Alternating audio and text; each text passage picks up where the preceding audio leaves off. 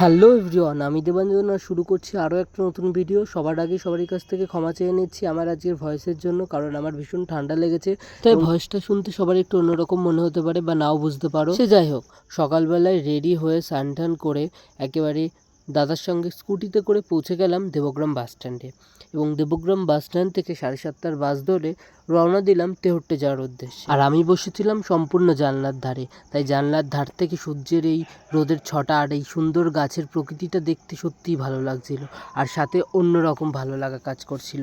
তাই রাস্তার ধার দিয়ে এই সমস্ত কিছু দেখতে দেখতে এবং সুন্দর প্রকৃতিটাকে অনুভব করতে করতে অবশেষে পৌঁছেও গেলাম তেহট্টে। আর তারপরই বাস থেকে নেমে এই ইটের রাস্তা পেরিয়ে আমরা চলে যাচ্ছিলাম নৌকা পার হওয়ার উদ্দেশ্যে। তারপরে এই বাসের মাচায় পা দিয়ে সোজা উঠে পড়লাম নৌকাতে, আর নৌকাতে ভীষণ ভিড়ও ছিল। বাসে যেতে যেতে এটাই দেখলাম যে এই সাইডটা সম্পূর্ণ গ্রাম্য পরিবেশ, যেটা খুবই সুন্দর এবং শান্ত ছিল। আর আমি এই প্রথম আসছিলাম তেহট্টে, কারণ তেহট্টে আমি এর আগে কোনো দিন আসিনি, এই প্রথমই আসছি, যেটার কারণ ছিল এক্সামটা। আমার কলেজ ছিল নাকাশিপাড়াতে, আর যার এক্সাম পড়েছিল এই তেহট্টেই।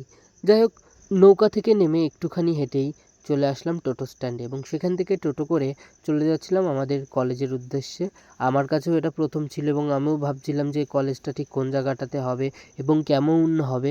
তো যাই হোক, টোটোওয়ালাই সোজা নিয়ে চলে গেছিলো আমাকে কলেজের উদ্দেশ্যে, এবং কলেজের জায়গাতে দেখতে দেখতে চলেও আসলাম কলেজে। আর এইটা ছিল আমাদের এই কলেজটা, যেখানে আমার এক্সাম সিট পড়েছে।